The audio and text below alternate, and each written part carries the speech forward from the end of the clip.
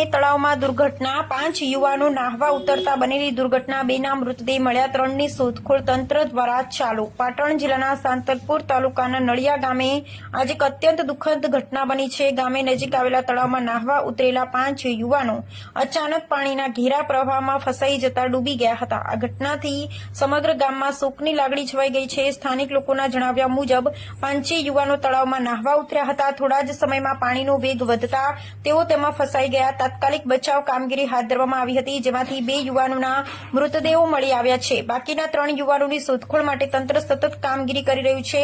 મૃતકોની ઓળખ જલારામભાઈ જયંતિભાઈ નાઈ, ઉંમર વર્ષ 22, રહે નળિયા, તાલુકો સાંતલપુર, જિલ્લો પાટણ અને પ્રવીણભાઈ બળવંતભાઈ ચૌધરી, ઉંમર 35 વર્ષ, રહે નળિયા, તાલુકો સાંતલપુર, જિલ્લો પાટણ તરીકે થઈ છે। બંનેના મૃતદેહોને વારાહી સામૂહિક આરોગ્ય કેન્દ્ર ખાતે ખસેડવામાં આવ્યા હતા, જ્યાં પોસ્ટમોર્ટમની કાર્યવાહી પૂર્ણ કરી તંત્રે પરિજનોને સોંપ્યા।